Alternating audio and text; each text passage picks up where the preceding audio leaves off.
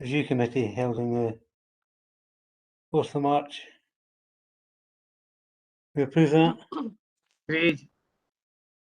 Minutes of the meeting of the Planning Review Committee held on the 12th of March. Agreed. And finally, the Planning Review Committee held on the 12th of March. Agreed. Apologies, the held on the 25th of March. Yes. Excuse me, convener, we have declarations of interest, just to confirm that no one has any. Yeah, just comment Confirm. that. Yeah, that's fine. No declarations from me, convener. Or me, convener. Me neither. That's great.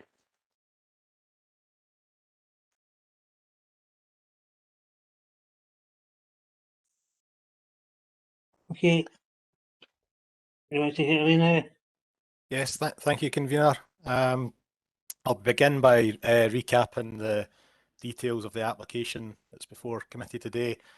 This application seeks planning permission in principle for the erection of a single dwelling house on an area of grassed public open space at land to the east of 39 Brayfoot Road in Bowness. The application site comprises of approximately 0.2 of a hectare of public open space, which is bounded to the east by planted open space of a recently constructed housing development, to the north and west by established housing and footpath, and to the south by the open countryside. The officer report within your paper summarises the relevant material planning considerations, including planning history of the site, in particular an application for outline planning permission from 2005 for the development of the site for residential purposes, which was refused outline planning permission and where the subsequent appeal was dismissed. The report also summarises consultation responses received on the application.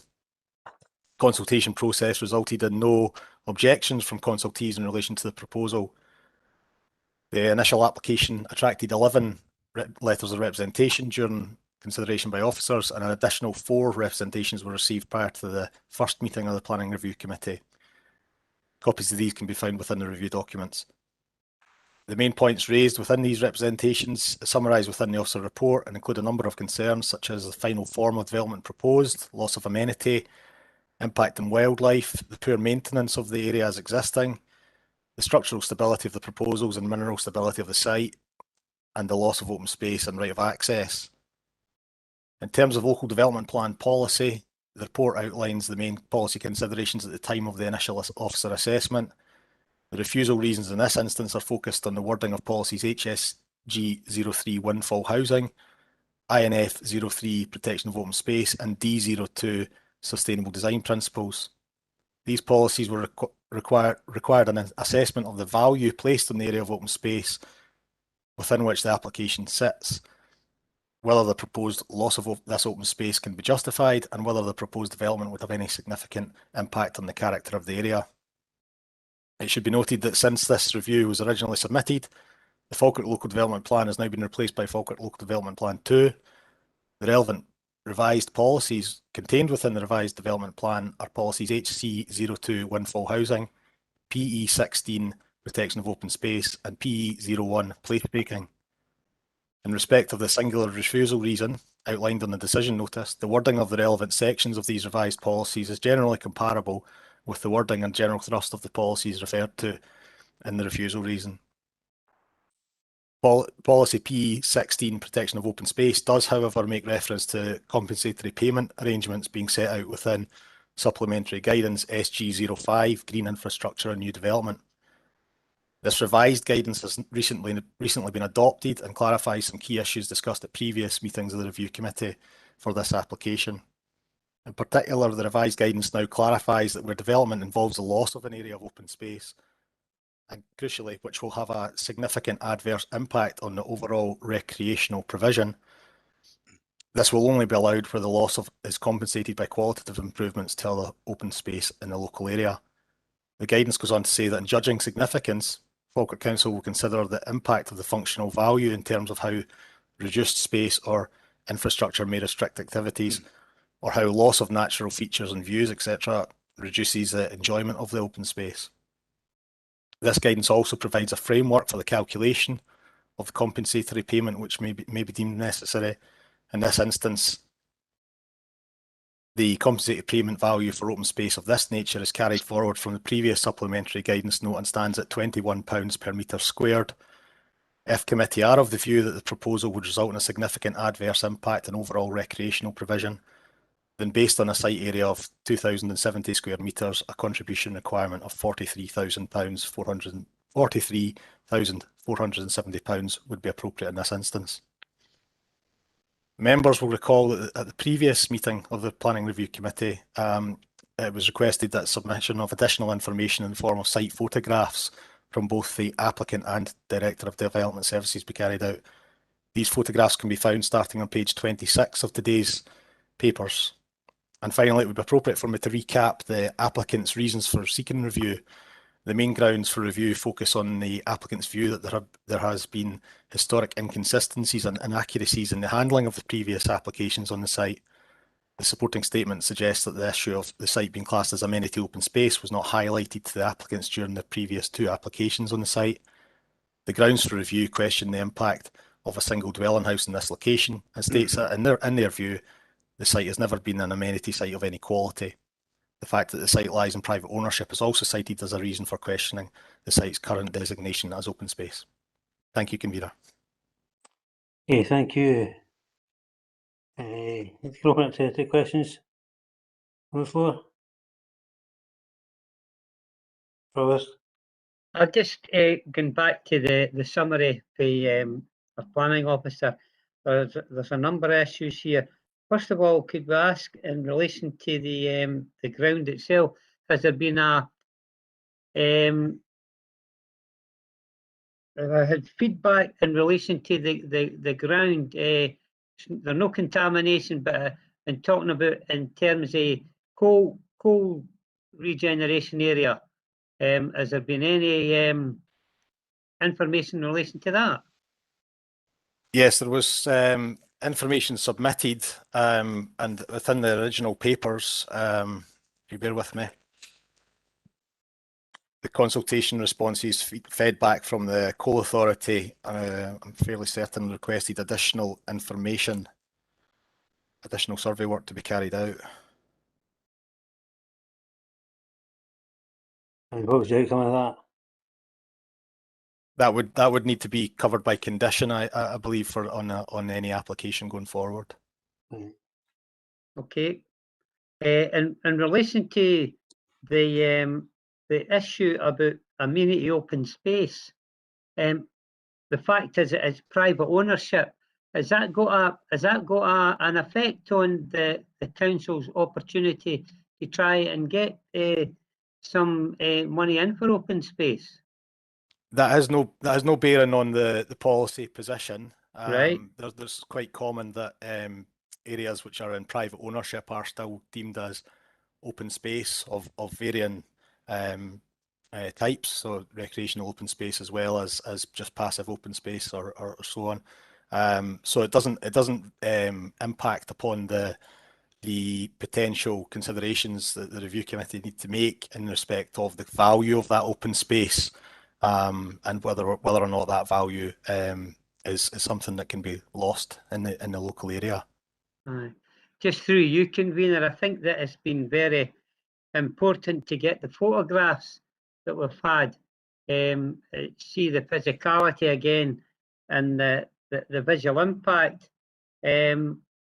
So I'm quite happy at the moment, Convener, and just pass on maybe to yourself or Councillor Blackwood. Thank you, Convener. Okay, thanks, Provost. Jim, you any comments? Yeah, I've got a quick question, Convener. Back to the point of the open space and private ownership. Is that still going to be left accessible to the public? I know I can see in the photographs it's majority is fenced off, but there's still open areas that the public can access. But can this be shut off completely by the owner to the public? So there has been, understand, previous discussions there with the owner. It may well have been the previous owner prior to this application about maintaining that as open to the public. The issue is that the erection of a boundary fence doesn't necessarily require the benefit of planning permission up to a metre high, and therefore there need to be a judgment made about whether or not the use of the land had changed at any point if a fence was erected around the site. I think the applicant has suggested in their submissions that they would be happy to see the desire lines across the site being kept open for use if members were minded to grant planning permission in principle in this instance. Maybe another question, who's responsible for maintaining it? Because I made a comment at the first meeting saying, and I thought the went into the estate was a beautiful estate, and this lowered the standard of the estate it was in. And so I take it the owner's responsible for maintaining that, and it didn't seem to be happening. I don't have any details in the papers about the maintenance arrangements for it, but if it's in private ownership, it would fall to the owner itself, I would imagine. Okay, thank you, Peter. Can I ask you, pages 27 and 28? It looks, maybe it's misleading, but it looks as if there's a significantly larger ground available for this property than there is in the properties around about.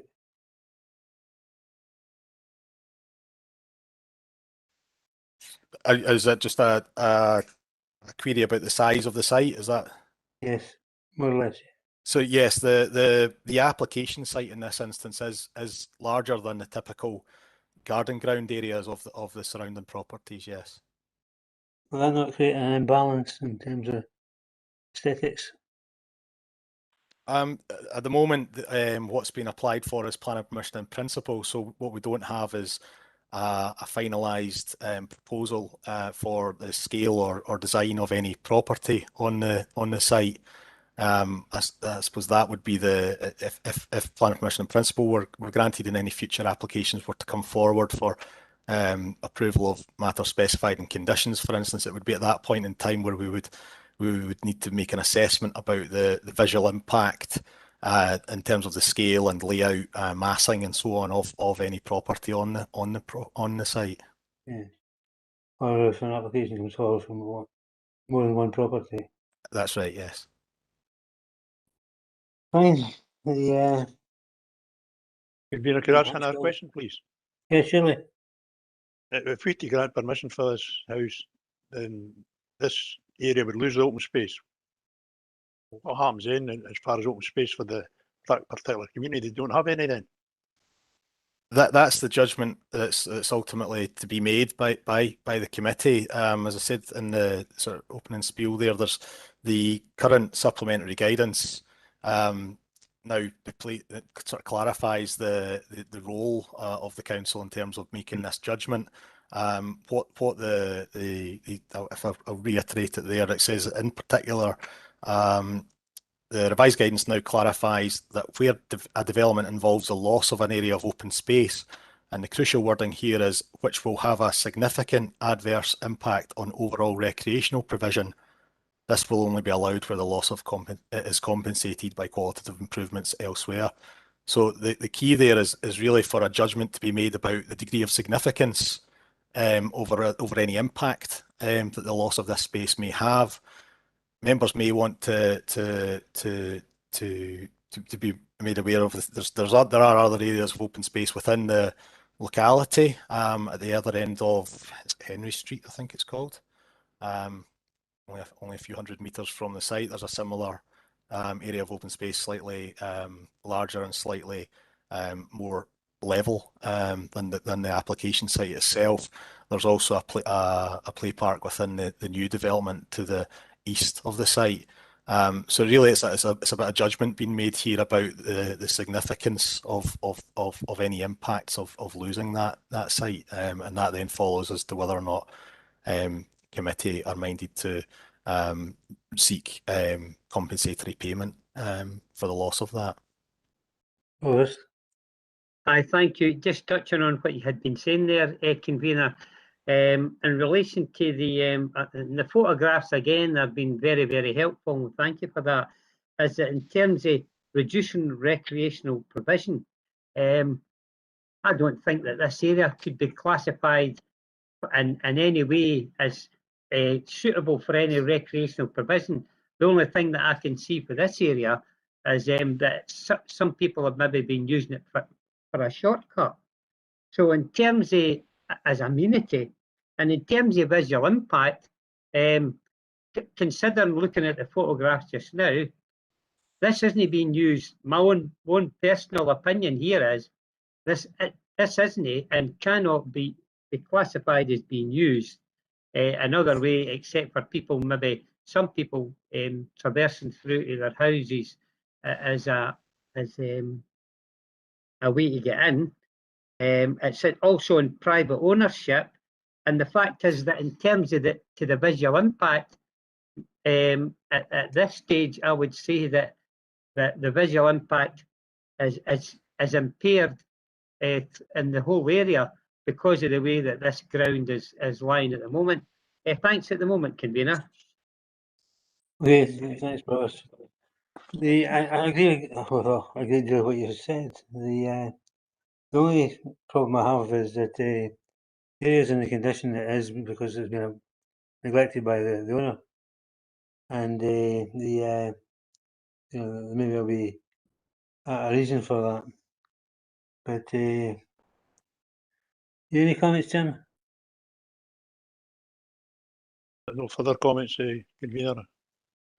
Tend to agree with what's been said by both yourself and Robert Buchanan.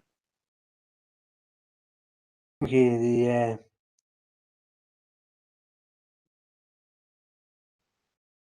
the comments that I made could be construed as being for or against I would formally move the recommendations and move the application within the grounds that it can't really be described as open space. It's in the condition it's in. One reservation I have is that it's that way because of the neglect. I would still think it would be the only practical solution would be the approval of the application. I'm happy to sign that, convener, on the grounds that we asked for the £43,000, £470 compensation for loss of open space. Mm-hmm. Yeah. Oh, see. I'm happy. The issue for me is on a general issue, and we're dealing with this application just now, is that in the last LRB that we had, there was a situation called the open space as well. I've got reservations about the amount of money that we seek in certain situations to compensate for the lack of open space. And I've got to be honest about this, is that this was an area that, as you say, convener, obviously it's been private ownership. The applicant it's just sort of wild ground there. But if it had been a sort of more looked after area, then and maybe even if the public at some stage had been using it, because our officer said at the very beginning, reducing recreational provision.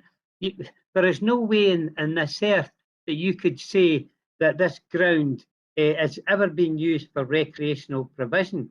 And I've got to be honest with you and say that I've got serious reservations.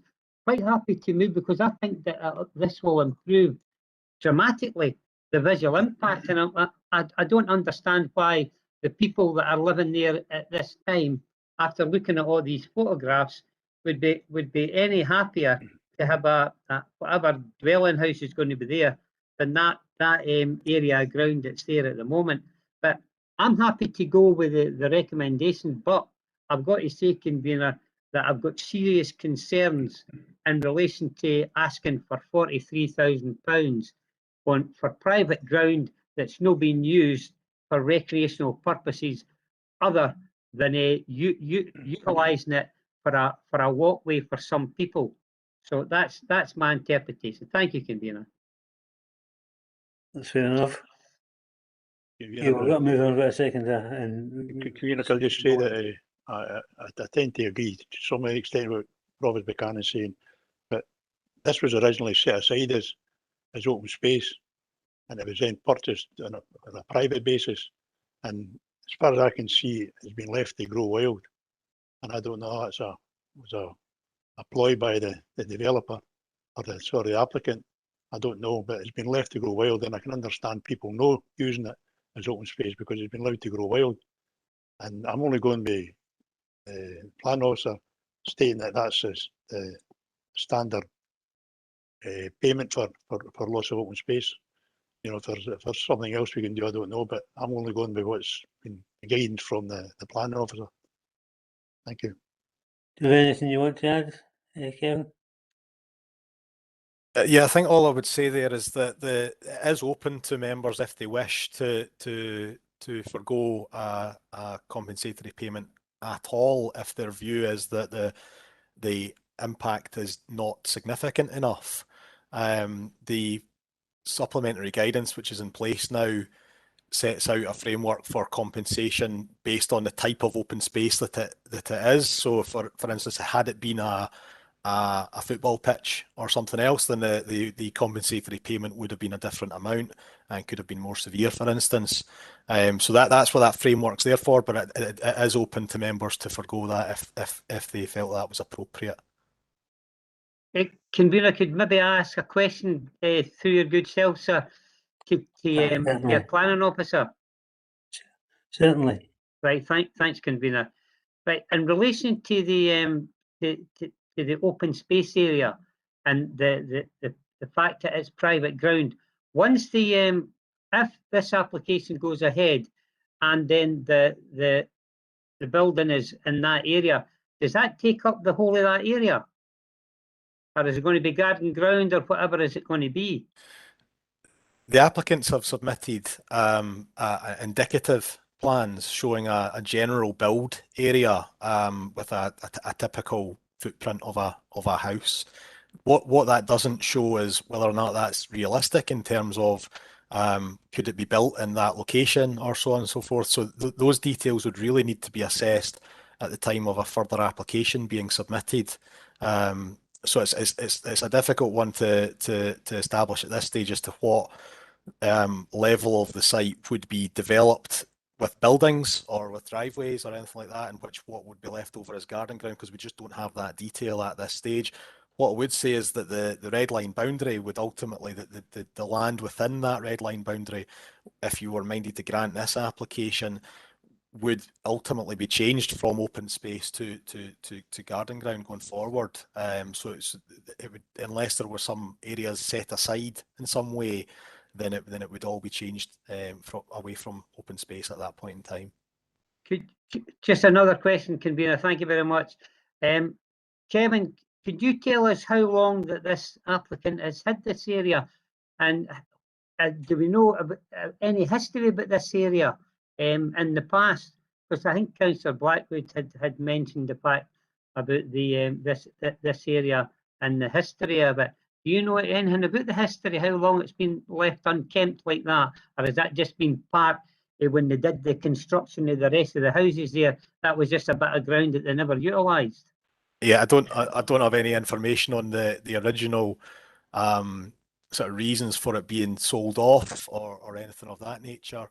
The planning history, as I say, there was an application in 2005 for development of the site, which was refused and an appeal dismissed. Obviously, that's some time ago now. So it's still there in the background as a material consideration, but how much weight you give to that is really for you guys to decide.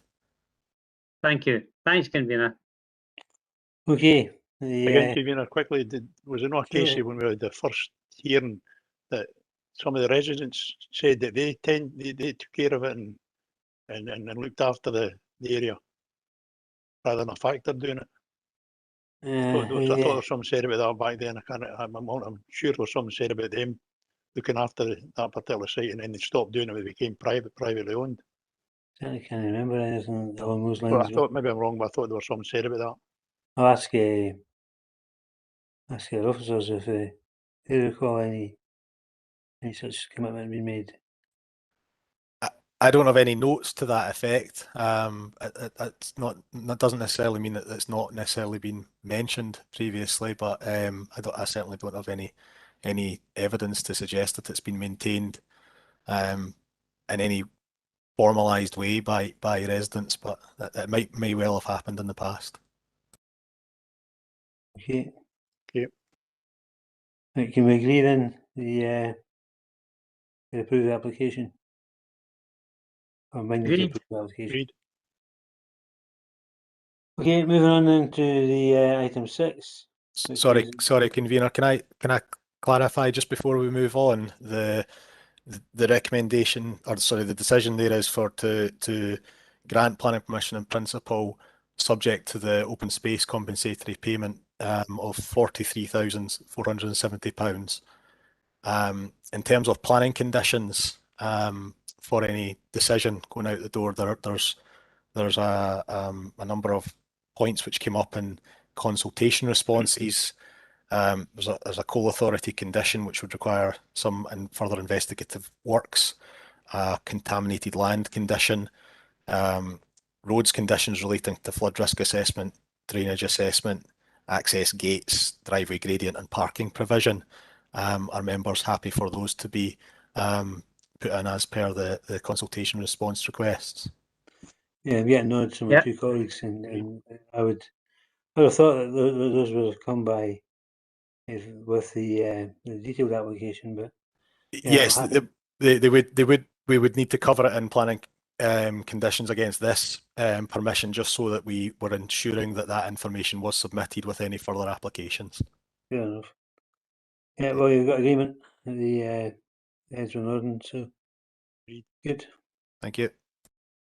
Okay, item 6, is that yours as well, Kevin? No. That one's mine, convener. It's Catherine. Hi, Catherine. Hiya. The, Convener, sorry. Yeah. It's Douglas here. Could I just, before we move on, could I just clarify the terms of the last decision, and that just to make sure that members are aligned on the compensatory payment, and that's in lines of policy PE 16. I think that the members were saying they're satisfied there's no adverse effect on the character or appearance of the area. But in order for the compensatory payment to kick in, they'd have to be satisfied that there was a significant adverse effect on the overall recreation provision in the local area. Is that the confirmed position? Well, I would say so. But, well, to be honest with you, convener, through your good self, I wouldn't agree. I couldn't agree to that. To be honest with you, quite happy to go ahead, and so, but I don't think it would have any in fact, I think that it's going to improve the whole visual amenity of that area. I don't think it would have reduce that situation. That's more personal opinion, but I'm happy to go along with yourself and Councillor Blackwood. But that's my opinion. yeah, it's a fair point that you're making. But I see it as very much as we haven't looked at the wider area this is going to affect, and until the detailed application is produced, and I think that's going to be the way of it. So Jim, you still the same mind, or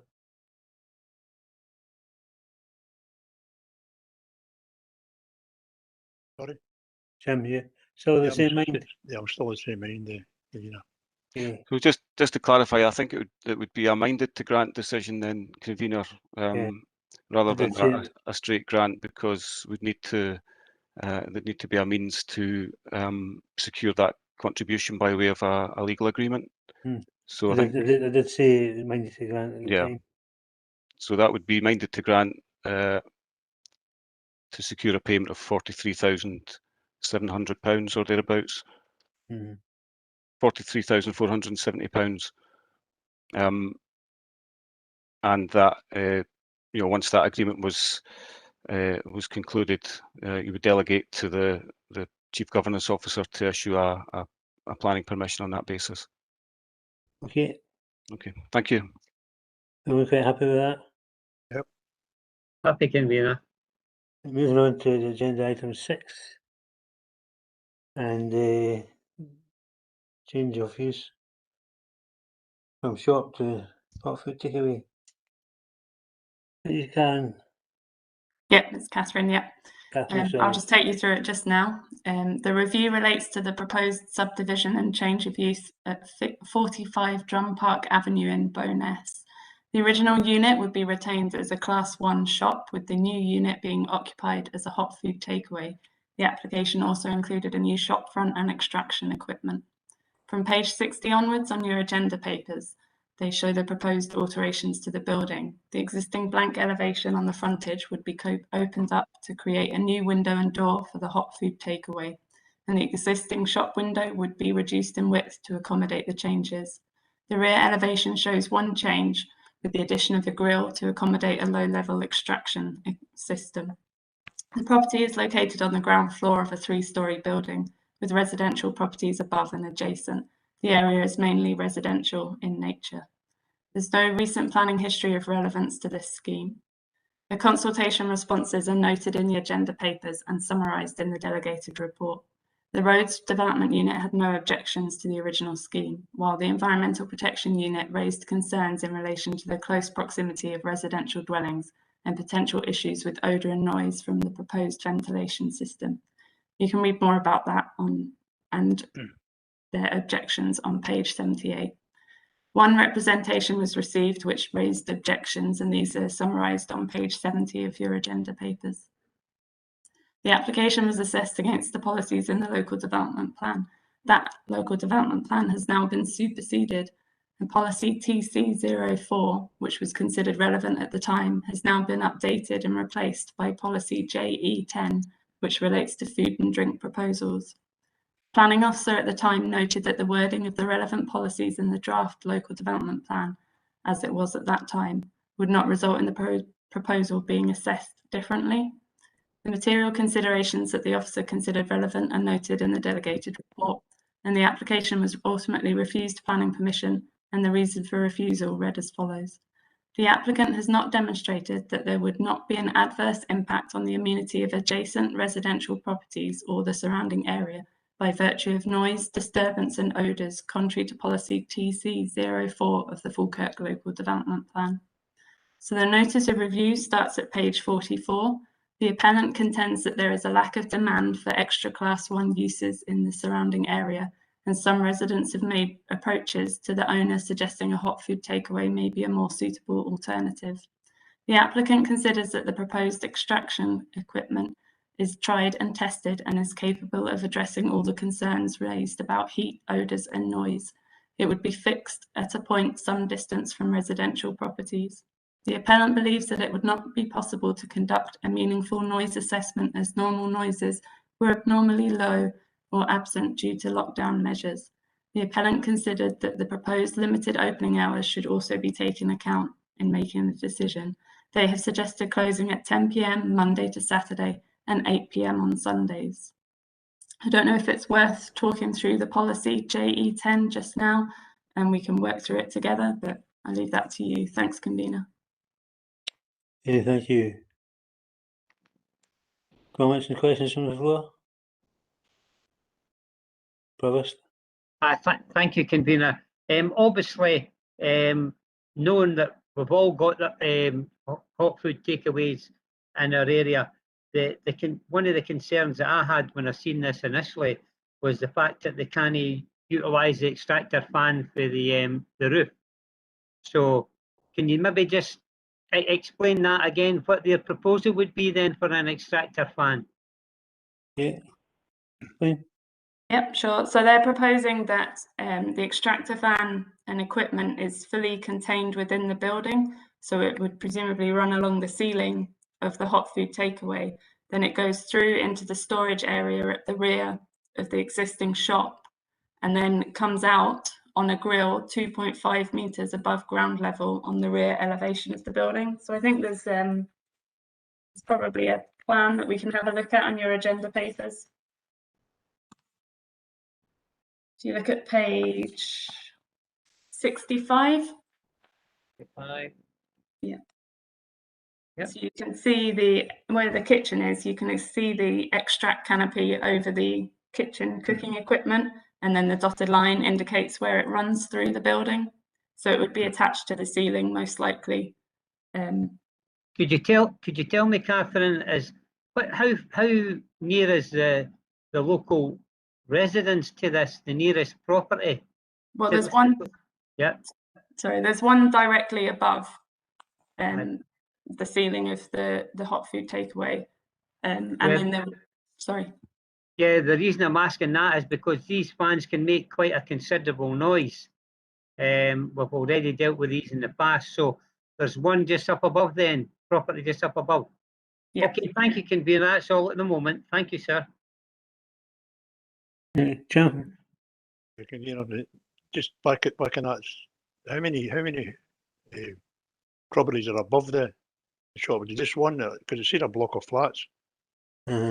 Yeah, I believe they're maisonettes. So there would be one maisonette directly above the application site, and then I believe there's one to the left and one to the right, both at first floor. So there are three properties above this application site. Yeah. So one directly above and two either side. Yeah. Okay, thank you. Yeah. Does it say what type of takeaway it is? No, it doesn't, and we wouldn't be able to control that either.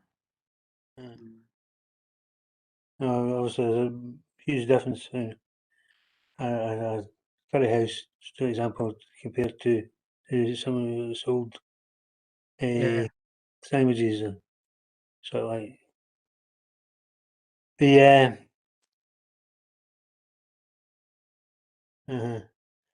I'm like other speakers. I'm uncomfortable with it being especially in a block of flats.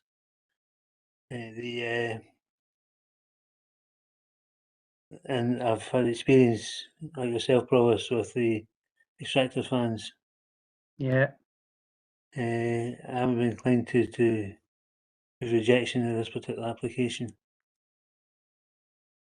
I don't think it's been demonstrated that there's a desire for hot food takeaway.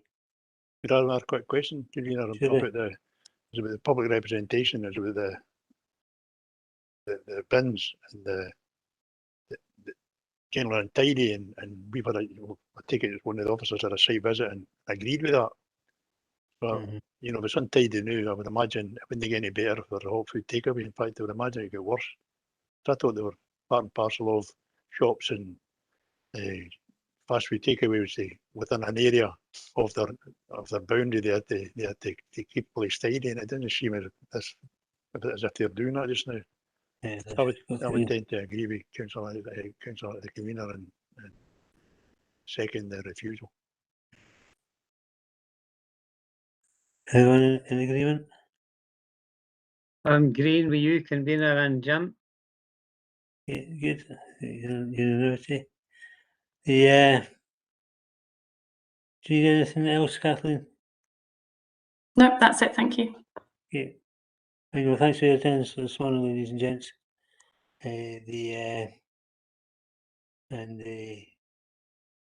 I saying? Recess. There's one more meeting to us, isn't there? Yeah, I think there's one more meeting to go. Okay, thanks very much, folks. Thank you. Right. Thanks, Thanks to convener. the chair. Thanks, convener. Thank you. Thank Thank you. you.